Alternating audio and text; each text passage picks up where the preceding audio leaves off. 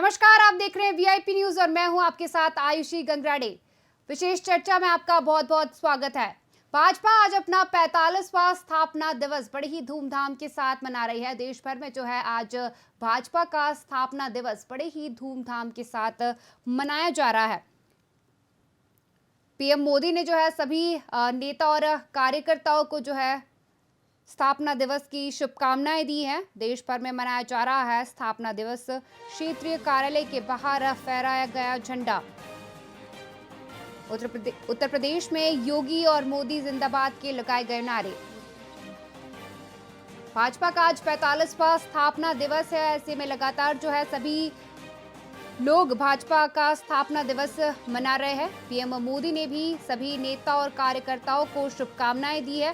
देश भर में जो है ये स्थापना दिवस मनाया जा रहा है। वहीं भाजपा कार्यालय में झंडा फहराया गया और उत्तर प्रदेश में जो है योगी मोदी जिंदाबाद के नारे भी लगाए हैं। उत्तराखंड की बात की जाए तो उत्तराखंड में भी लगातार जो है आज भाजपा का स्थापना दिवस मनाया गया। इस दौरान मुख्यमंत्री पुष्कर सिंह धामी सहित बड़ी संख्या में कार्यकर्ता जो है कार्यालय पहुंचे, जहां पर झंडा फहराया गया। वहीं उत्तर प्रदेश में भी जो है भाजपा का स्थापना दिवस मनाया गया। कार्यकर्ताओं ने जो है धूमधाम के साथ भाजपा का स्थापना दिवस मनाया। उत्तर प्रदेश में योगी और मोदी जिंदाबाद के नारे भी लगाए गए।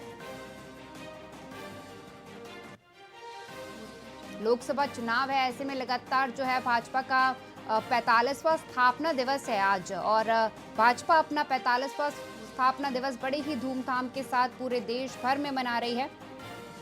देश भर में यह स्थापना दिवस मनाया जा रहा है और हर जगह जो है कार्यालय में झंडा फहराया गया।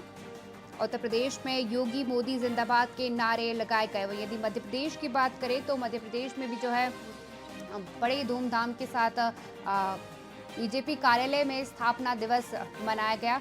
इस दौरान सीएम मोहन यादव सहित बड़ी संख्या में बीजेपी कार्यकर्ता इस दौरान मौजूद रहे।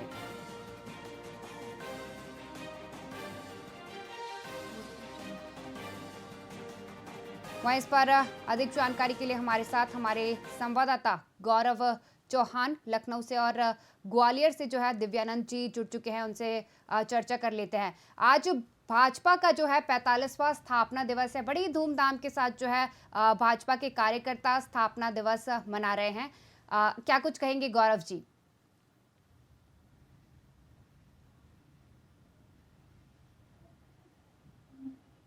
इस पार्टी की शुरुआत हुई, जिसको श्यामा प्रसाद मुखर्जी, पंडित दीनदयाल उपाध्याय ने इस पार्टी की स्थापना की और तब इस चीज की कल्पना नहीं की गई होगी कि जो पार्टी उस समय जो है 1984 में 2 सीटों पर मात्र चुनाव जीती थी, आज वो पार्टी 2024 में 370 और एनडीए की बात की जाए तो 400 पार का नारा दे रही है।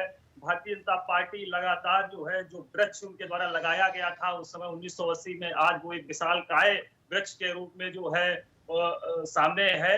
और आज भारतीय जनता पार्टी की अगर बात की जाए तो 15 से 20 राज्यों में सरकार है और केंद्र में एक मजबूत सरकार है। प्रधानमंत्री मोदी के नेतृत्व में भारतीय जनता पार्टी लगातार राज्यों में अपनी सरकार बनाने में कामयाब हो रही है और एक मजबूत संगठन के तौर पर जो है भारतीय जनता पार्टी अपना जो है चुनाव में परफॉर्मेंस दे रही है।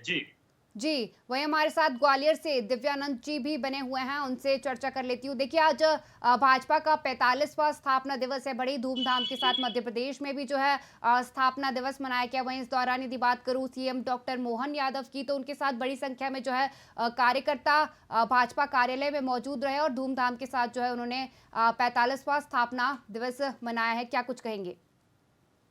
जी, मैं आपको बता दूं भाजपा का आज 45वां स्थापना दिवस है, जिसके मौके पर पूरे देश भर में भाजपा कार्यकर्ता बड़े हर्षोल्लास के साथ वो बधाई दे रहे हैं एक दूसरे को, उस 45वां स्थापना दिवस मना रहे हैं। वहीं अगर मध्य प्रदेश की बात करें तो सीएम डॉक्टर मोहन यादव ने अपने भाजपा कार्यालय पहुंचकर प्रदेश कार्यालय पहुंचकर सभी को बधाई दी और मिठाइयां बांटी। हर्षोल्लास के साथ उन्होंने प्रधानमंत्री नरेंद्र मोदी जी को भी शुभकामनाएं प्रेषित की। वहीं अगर ग्वालियर की बात करें तो ग्वालियर में जिला कार्यालय मुखर्जी भवन के अंदर भी खूब धूमधाम से ये मनाया जा रहा है स्थापना दिवस और एक दूसरे को मिठाई खिलाकर किया जा रहा है। जी। वही गौरव जी से अगला सवाल ले लेती हूँ। गौरव जी देखिए, लगातार जो है भाजपा का लक्ष्य है कि ज़्यादा से ज़्यादा संख्या में जो है उनको विपक्षी पार्टी के कार्यकर्ताओं को शामिल करना है अपनी पार्टी में। इस पर क्या कुछ कहेंगे आप? देखिए, उत्तर प्रदेश में अगर बात की जाए तो लगातार जो है अन्य दलों के जो नेता हैं वो भारतीय जनता पार्टी में शामिल हो रहे हैं और कहीं ना कहीं प्रधानमंत्री नरेंद्र मोदी और राष्ट्रीय अध्यक्ष अमित शाह, अरे सॉरी, वो गृह मंत्री अमित शाह, राष्ट्रीय अध्यक्ष भारतीय जनता पार्टी के जेपी नड्डा और प्रदेश प्रदेश में जो है माननीय योगी आदित्यनाथ की योजनाओं, उनकी कानून व्यवस्था की कार्यशैली को लेकर तमाम विपक्षी जो नेता हैं वो भारतीय जनता पार्टी का दामन थाम रहे हैं, अन्य दलों को दामन छोड़कर। और जो है भारतीय जनता पार्टी इसी के साथ जो है और अन्य मुद्दों पर जैसे विकास का मुद्दा होगा, राम मंदिर का मुद्दा हो गया, इन चीजों को लेकर जनता के बीच जा रही है।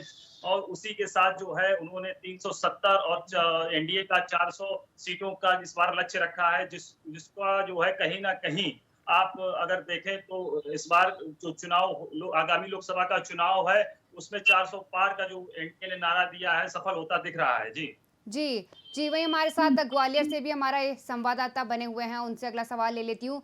देखिए, भाजपा का नारा है इस बार 400 पार। वहीं यदि दल बदल की बात की जाए तो मध्य प्रदेश में भी जो है दल बदल का दौर देखने को मिल रहा है। खटीमा के जो कांग्रेस नेता हैं, उन्होंने भी जो है भाजपा आज ज्वाइन की है। क्या कुछ कहेंगे? जी, मैं आपको बता दूं कि अभी जिस तरीके से दौर चल रहा है, कांग्रेस छोड़कर लोग निरंतर भाजपा में आ रहे हैं। वहीं भाजपा के नेताओं का, वहीं प्रदेश अध्यक्ष बीडी शर्मा का भी ये कहना है कि जो लोग आना चाहते हैं उनका स्वागत है और निरंतर कांग्रेस को रोज झटके लग रहे हैं, चाहे वो विधायक की बात करें, पूर्व विधायक की बात करें, पूर्व सांसद की बात करें, पूर्व मंत्री की बात करें, निरंतर कांग्रेस छोड़कर लोग भाजपा में जा रहे हैं। तो कहीं ना कहीं कांग्रेस को इसका बहुत बड़ा नुकसान उठाना पड़ सकता है। जी जी, जी, वहीं पर इस पर अधिक जानकारी के लिए हमारे साथ विक्रम श्रीवास्तव भी जुड़े हुए हैं, उनसे भी हम चर्चा कर लेते हैं।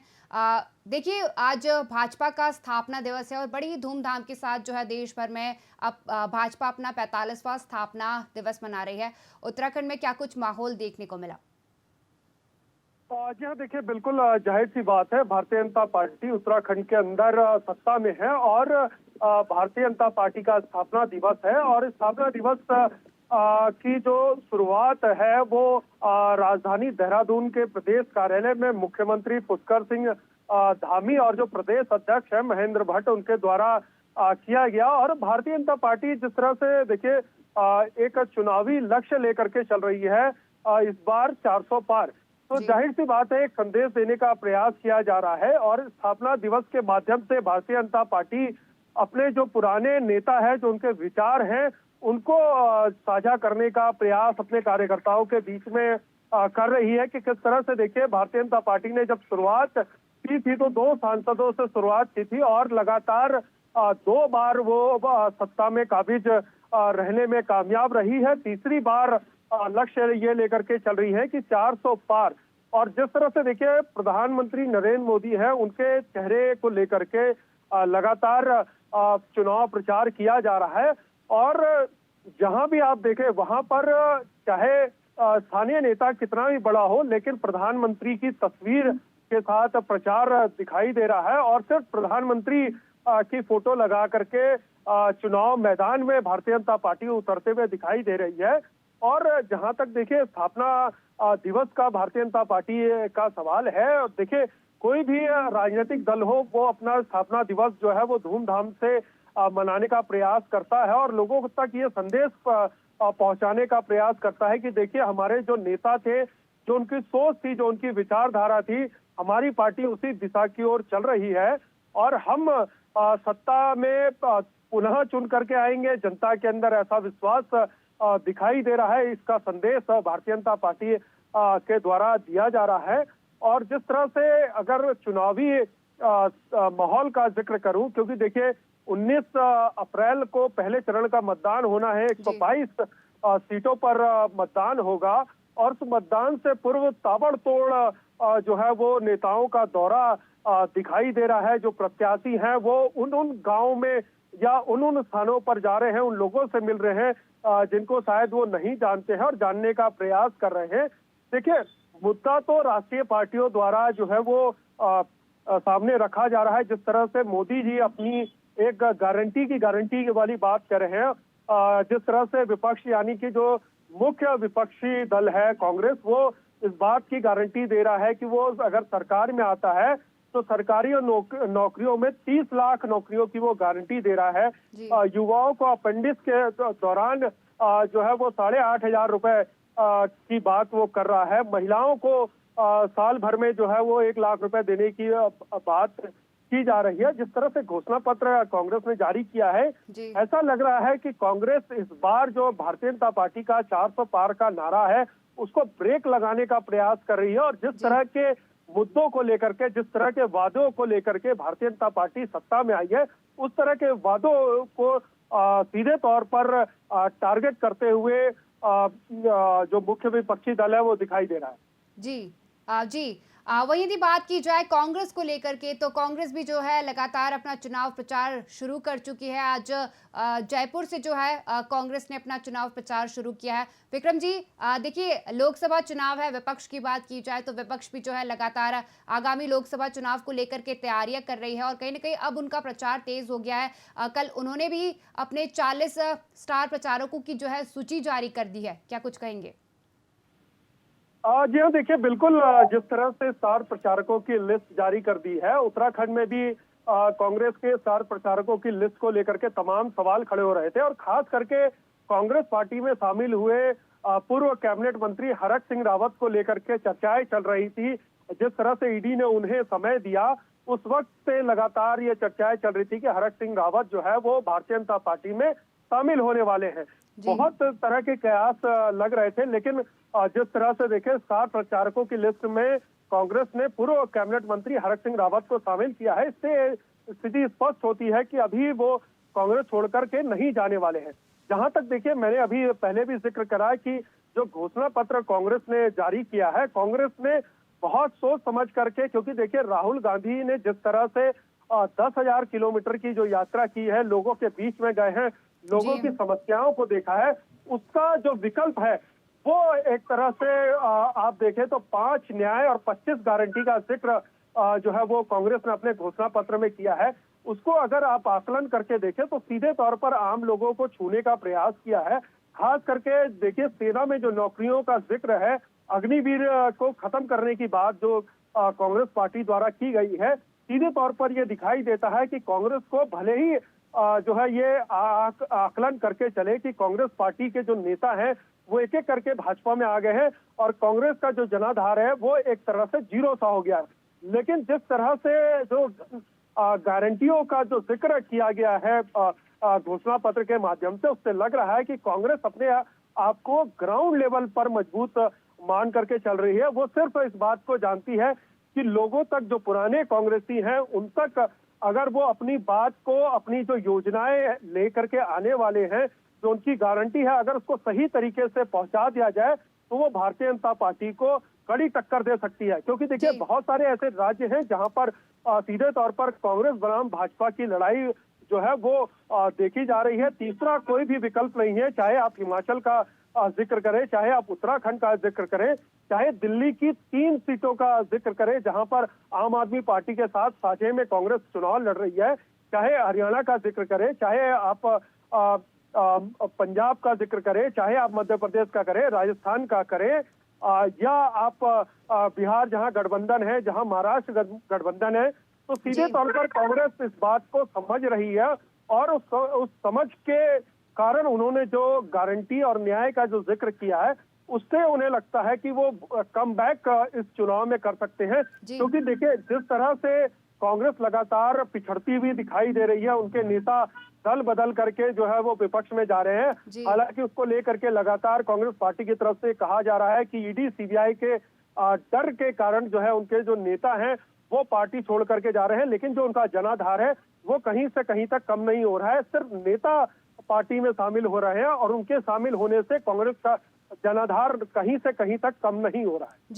जी, वही हमारे साथ जो है लखनऊ से हमारे संवाददाता गौरव भी बने हुए हैं। देखिए, यदि विपक्ष की बात करूं गौरव जी, तो लगातार जो है आगामी लोकसभा चुनाव को लेकर के विपक्ष भी जो है मजबूती से काम कर रहा है। प्रचार प्रसार जो है विपक्ष ने भी शुरू कर दिया है। जयपुर से जो है आज उन्होंने चुनावी शंखनाद शुरू कर दिया है। ऐसे में जो है मल्लिकार्जुन खड़गे हो गया, प्रियंका गांधी हो गई, इनकी ओर से प्रचार प्रसार शुरू कर दिया गया है। क्या कुछ कहेंगे इस बार विपक्ष किस प्रकार से आगामी लोकसभा चुनाव को लेकर के तैयारियां कर रहा है?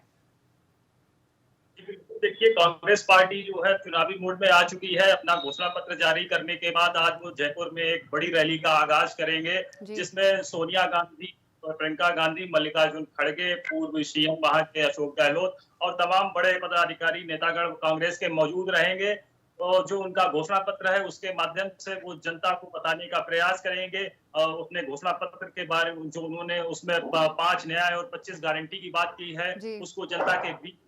वहीं अगर इस रैली में राहुल गांधी के शामिल होने की बात की जाए तो राहुल गांधी इस रैली में शामिल नहीं होंगे, क्योंकि राहुल गांधी आज तेलंगाना में शाम 7:30 बजे एक रैली है, उसको संबोधित करेंगे, जिस कारण वो इस रैली में शामिल नहीं होंगे। और अगर बात करें उत्तर प्रदेश, तो उत्तर प्रदेश में कांग्रेस जो है 17 सीटों पर चुनाव लड़ रही है समाजवादी पार्टी के साथ, लेकिन कहीं भी जो 17 सीटें उसको समाजवादी पार्टी और दी गई हैं, तो कहीं भी वो चुनावी मूड में ना तो दिख रहे हैं और ना ही चुनाव जीतते हुए नजर आ रहे हैं। क्योंकि अगर बात करें गांधी परिवार की जो पैतृक सीटें थी, जैसे अमेठी और रायबरेली, वहां पर अभी तक कांग्रेस ने प्रत्याशी तक नहीं दे पाए हैं। और भारतीय जनता पार्टी भी जो है इसी तलाश में है कि पहले अगर वो अपने वहां पर प्रत्याशी घोषित करें, उसके बाद जो है भारतीय जनता पार्टी अपना वहां पर प्रत्याशी देगी। लेकिन कांग्रेस असमंजस में है कि वहां पर किस प्रत्याशी को उतारा जा सके जो कम से कम वहां चुनाव में फाइट कर सके, क्योंकि कांग्रेस आज की तारीख में देखा जाए तो उत्तर प्रदेश में फाइट से भी बाहर नजर आ रही है। जी, वहीं हमारे साथ दिव्यानंद अर्गल जी भी बने हुए हैं, उनसे अगला प्रश्न ले लेती हूँ। मध्य प्रदेश की यदि बात करूँ तो मध्य प्रदेश में भी जो है आगामी लोकसभा चुनाव को लेकर के लगातार तैयारियां देखने को मिल रही है। विपक्ष की यदि बात की जाए तो विपक्ष भी जो है अपनी तैयारियों में जुट चुका है, क्योंकि कांग्रेस ने जो है अपना चुनावी शंखनाद शुरू कर दिया है। स्टार प्रचारकों की जो है सूची जारी कर दी है, 40 स्टार प्रचारकों की उन्होंने सूची जारी की है। मध्य प्रदेश में किस प्रकार का माहौल बना हुआ है आगामी लोकसभा चुनाव के प्रचार प्रसार को लेकर के, क्योंकि विपक्ष जो है लगातार कांग्रेस पर वार करता हुआ नजर आता है यदि भाजपा की बात करूं तो, और कांग्रेस भी लगातार अपना प्रचार प्रसार किस प्रकार से मध्य प्रदेश में कर रही है? जी, मैं आपको बता दूं, भाजपा के द्वारा जैसे 40 स्टार प्रचारकों की सूची जारी हुई है, उसके बाद भाजपा ने पूरी तरीके से तैयारियां कर ली हैं। वहीं मैं आपको बता दूं, सॉरी माफ कीजिएगा, कांग्रेस की स्टार प्रचारक सूची जारी हुई है, इसमें कांग्रेस ने पूरी तैयारियां कर ली हैं। वहीं अगर जयपुर की बात करें तो आज बहुत बड़ी सभा होने वाली है, जिसके अंदर मल्लिकार्जुन खड़गे और सोनिया गांधी उस सभा में शामिल होंगी। अगर मध्य प्रदेश की बात करें तो मध्य प्रदेश में अभी कांग्रेस पूरी तरीके से तैयारियां करने में जुटी हुई है। वहीं अगर कांग्रेस की सूची की बात करें तो आज मध्य प्रदेश ने अपने उम्मीदवारों की सूची जारी की है, जिसमें ग्वालियर से प्रवीण पाठक को उम्मीदवार घोषित किया हुआ है लोकसभा का। मैं आपको बता दूं, प्रवीण पाठक पे इस बार भरोसा जताया है। हालांकि विधानसभा 2023 चुनाव में प्रवीण पाठक को हार का सामना करना पड़ा था, और महज उससे पहले 2018 विधानसभा में उनको लगभग 121 वोट से उनको विजयी घोषित किया हुआ था।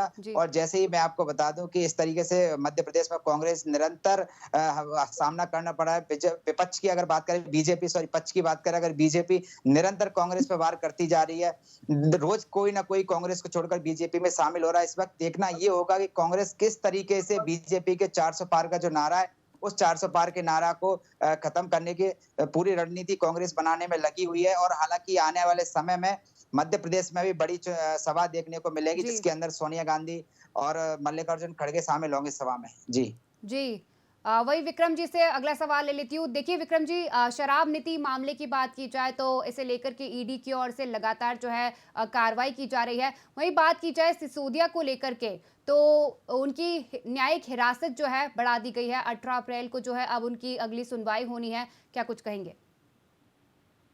देखिए, बिल्कुल जाहिर सी बात है, जिस तरह से शराब नीति को लेकर के अरविंद केजरीवाल की गिरफ्तारी हुई है, जाहिर सी बात है, देखिए ईडी के ऊपर तमाम अगर सवाल खड़े हो रहे हैं, लेकिन एक जवाब ईडी को भी देना होगा कि वो किस तरह से जो कार्य कर रही है कि अरविंद केजरीवाल की गिरफ्तारी। देखिए, एक मुख्यमंत्री की गिरफ्तारी करने से पूर्व ईडी ने भी अपनी जो तैयारी है वो पूरी पुख्ता की होगी और कोई ना कोई ऐसा सुराग निकाला होगा जिसके कारण जो है अरविंद केजरीवाल को लगातार जो है वो रिमांड पर उनको भेजा जा रहा है। उनकी जो जमानत है उस पर सुनवाई नहीं हो रही है। देखिए बड़ा अहम सवाल है, जिस तरह से राजनीतिक दल एक आरोप लगाते हैं और उस आरोपों को देखा जाए तो विपक्ष का कहना यह है कि ईडी लगातार जो है वो विपक्ष के नेताओं को लेकर के वो टारगेट कर रही है।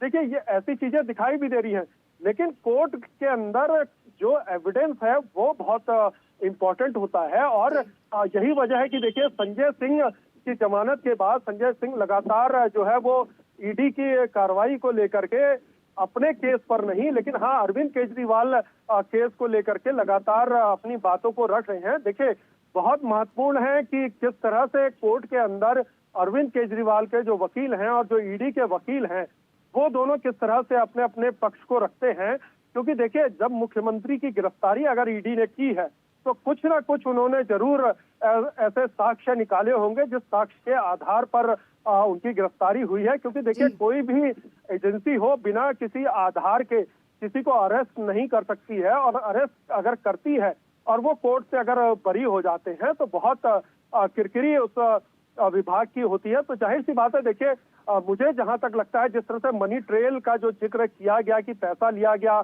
फिर एक आधार बनाया गया और उस आधार को बना करके जिसमें जैसा जिक्र संजय सिंह कर रहे हैं कि वो कोई आधार नहीं है, सिर्फ एक दबाव में बना करके आधार बनाया गया और उस आधार के आधार पर अरविंद केजरीवाल की गिरफ्तारी की गई है। देखिए क्योंकि 19 अप्रैल को पहले चरण का मतदान होना है और जाहिर सी बात है अगर 18 अप्रैल तक अरविंद केजरीवाल अगर जेल में रहते हैं तो उसका असर जो है उनकी जो चुनावी सभा है उस पर पड़ेगा। लेकिन देखिए अगर इसके उलट अगर देखें तो दिल्ली के अंदर जिस तरह से एक सिंपैथी गेन करने का प्रयास आम आदमी पार्टी के द्वारा किया जा रहा है, वो लगातार उनके पोस्टर्स में देखिए अरविंद केजरीवाल को उन्होंने कटघरे में खड़ा रखते हुए एक चित्र बनाया हुआ और उस चित्र को पीछे बैकग्राउंड में लगा करके सारी प्रेस कॉन्फ्रेंस वगैरह कर रहे हैं। तो कहीं ना कहीं एक सिंपैथी गेन करने का प्रयास जो है वो आम आदमी पार्टी के द्वारा किया जा रहा है और विपक्ष जो है वो लगातार भ्रष्टाचार के मामले को लेकर के टारगेट कर रहा है। लेकिन अभी जो मौजूदा बीते कुछ समय की अगर परिस्थितियों को देखें तो भ्रष्टाचार को लेकर के कहीं ना कहीं जो दोनों ही पार्टियां हैं यानी कि इंडिया गठबंधन और एनडीए दोनों ही पार्टियों में कुछ झोल झाल दिखाई दे रहा है और पब्लिक इस बात को बखूबी समझ रही है कि भ्रष्टाचार की बात तो की जा रही है, लेकिन भ्रष्टाचार जो है वो पार्टियां कर रही हैं, भ्रष्टाचार लोग कर रहे हैं। भ्रष्टाचार हटाओ वाली जो बात कही जाती थी, अब ऐसा लग रहा है कि जो जितना बड़ा भ्रष्टाचारी है पार्टी में उसको उतनी बड़ा स्थान मिल रहा है और तत्काल उनको टिकट मिल रहा है। जिस तरह से नवीन जिंदल का अगर मैं जिक्र करूं तो कोल आवंटन को लेकर के लगातार विपक्ष में जिस वक्त भारतीय जनता पार्टी थी, मनमोहन सरकार थी, लगातार कोल आवंटन का जिक्र किया गया, नवीन जिंदल को कटघरे में खड़ा रखा गया और आज नवीन जिंदल जो है वो भारतीय जनता पार्टी के सिंबल से चुनाव लड़ रहे हैं। तो कहीं ना कहीं देखिए भ्रष्टाचार को लेकर के बातें होती हुई दिखाई दे रही हैं, लेकिन भ्रष्टाचार कहीं से कहीं तक रुका नहीं है, भ्रष्टाचार एक शिष्टाचार के रूप में दिखाई दे रहा है। जी, वहीं हमारे साथ गौरव चौहान भी बने हुए हैं, उनसे जानकारी ले लेते हैं। राउज एवेन्यू कोर्ट में सिसोदिया की जो है न्यायिक हिरासत जो है बढ़ा दी गई है। 18 अप्रैल को उनकी अगली जो है सुनवाई होनी है। क्या कुछ कहेंगे, क्योंकि लगातार विपक्ष की यदि बात करूं तो विपक्ष जो है हमलावर होते हुए नजर आता है कि एनडीए सरकार जो है वो डर रही है, इस कारण ईडी की जो है कार्रवाई हो रही है, क्या कुछ कहेंगे? जी बिल्कुल, देखिए आज मनीष सिसोदिया की जो है राउज एवेन्यू कोर्ट में पेशी की गई थी उनकी गिरफ्तारी को लेकर, लेकिन आज जो है कोर्ट से उन्हें एक तगड़ा झटका लगा है। कोर्ट ने उनकी हिरासत अप्रैल तक के लिए बढ़ा दी है। हम आपको बता दें ये जो शराब नीति घोटाला है हम सब जानते हैं, दिल्ली में ये बहुत बड़ा घोटाला किया, अपने खास लोगों को लाभ देने के लिए ऐसी नीति बनाई गई जिससे इनके खास जो लोग थे उनको लाभ मिले। और 26 फरवरी 2023 को इसी मामले में सीबीआई ने जो है मनीष सिसोदिया को उनके घर से गिरफ्तार किया। उसके बाद इनको कोर्ट में पेश किया गया, जहां इनको जो है फिर न्यायिक हिरासत में भेज दिया गया। लेकिन अभी कुछ दिन पहले ही इनके वकील ने कोर्ट में हलफनामा देकर ये कोर्ट से दरखास्त की थी कि उनके मुवक्किल को जो है जमानत दे दी जाए, क्योंकि उन्होंने कहा इस मामले से जुड़ी सारी जांचें अब पूरी हो चुकी हैं। उनका क्लाइंट जो है वकील मनीष सिसोदिया को साक्ष्यों के साथ कोई हेरफेर नहीं करने में सक्षम है, ना ही उनको नष्ट करने में सक्षम है, तो उनको जो है जमानत दे दी जाए। लेकिन कोर्ट ने उनकी जमानत याचिका जो थी उसको खारिज कर दिया जी और आज जब उनकी हुई तो कोर्ट ने उनको जो है 18 अप्रैल तक के लिए न्यायिक हिरासत उनकी फिर बढ़ा दी गई है। जी। जी, वहीं हमारे साथ दिव्यानंद अर्गल भी बने हुए हैं, उनसे चर्चा कर लेती हूँ। देखिए, ईडी की ओर से लगातार जो है शराब मामले में कार्रवाई की जा रही है और लगातार यदि मैं विपक्ष की बात करूँ और आम आदमी पार्टी के नेता और कार्यकर्ताओं की बात करूँ तो वो हमेशा जो है हमलावर होते हुए नजर आए हैं भाजपा पर कि भाजपा में जो भ्रष्टाचार करते हैं उनके ऊपर कार्रवाई नहीं होती है। क्या कुछ कहेंगी, क्या ईडी इसलिए कार्रवाई कर रही है क्योंकि आगामी लोकसभा चुनाव है? क्या विपक्ष घबराया हुआ है या क्या भाजपा सरकार घबराई हुई है इसलिए ईडी की ओर से ये सब कार्रवाई की जा रही है? जी, मैं आपको बता दूँ जिस तरीके से दिल्ली में एक शराब नीति बहुत बड़ा घोटाला ईडी के द्वारा उजागर हुआ था, जिसको लेकर चाहे वो मनीष सिसोदिया की बात करें, संजय सिंह की बात करें, वहीं इन लोगों को जेल भेजा गया था और उसके बाद ईडी ने सीधी-सीधी कार्रवाई दिल्ली के मुख्यमंत्री अरविंद केजरीवाल पे की। हालाँकि ईडी ने कोई पुख्ता सबूत साथ लेके उन्हें केजरीवाल जी की गिरफ्तारी की थी। गिरफ्तारी होने के बाद विपक्ष पूरा एक हो गया था, पूरा इंडिया गठबंधन एक साथ हो गया था, जिसको लेकर अगर मध्य प्रदेश की बात करें तो मध्य प्रदेश में अभी पूरा विपक्ष एक साथ है। वहीं आम आदमी पार्टी के भी कार्यकर्ता जगह-जगह उन्होंने प्रदर्शन किया हुआ था जी कि और वहीं उन्होंने इस बात को बोला है कि जिस तरीके से भ्रष्टाचार बीजेपी में कई सारे मंत्री, कई सारे विधायक के द्वारा भ्रष्टाचार किया जा रहा है, लेकिन उन पे आज तक कोई कार्रवाई नहीं हुई, ऐसा आम आदमी पार्टी और विपक्ष के लोगों का कहना है। वहीं उन्होंने एक बात और की है कि कोई भी अगर विपक्ष में कोई भी भ्रष्टाचार करता है और बीजेपी का साफ कहना है कि आप आइए, आपका भ्रष्टाचार पूरा वॉशिंग मशीन की तरह धुल जाएगा। तो वहीं विपक्ष का कहना है कि अगर केजरीवाल जी अगर बीजेपी को ज्वाइन कर लें तो वो भी भ्रष्टाचार से मुक्त हो जाएंगे। तो जी विपक्ष पूरी तरीके से इस चीज पर टिका हुआ है कि जैसे लोकसभा नजदीक आ गया है, उसी लोकसभा के चुनाव को देखते हुए बीजेपी घबरा गई है और उसी घबराहट के कारण केजरीवाल को गिरफ्तारी के लिए उन्होंने ऐसा बोला है कि कहीं ना कहीं उनका ये भी कहना है कि बीजेपी जब तक लोकसभा चुनाव जो 400 पार का नारा है वो इसी तरीके से वो पूरा करना चाहती है, विपक्ष की आवाज को दबाना चाहती है। जी जी दिव्यानंद जी और गौरव जी और यदि विक्रम जी, तमाम जानकारी साझा करने के लिए बहुत बहुत शुक्रिया आप लोगों का। राउज एवेन्यू कोर्ट में अगली सुनवाई जो है सिसोदिया को लेकर के 18 अप्रैल को होने वाली है। दिल्ली शराब नीति और मनी लॉन्ड्रिंग मामले में सिसोदिया को गिरफ्तार किया गया था, जिसके बाद ईडी ने उनसे पूछताछ की और राउज एवेन्यू कोर्ट ने सिसोदिया की न्यायिक हिरासत बढ़ा दी है। राउज एवेन्यू कोर्ट ने अगली सुनवाई 18 अप्रैल की डेट को दी है।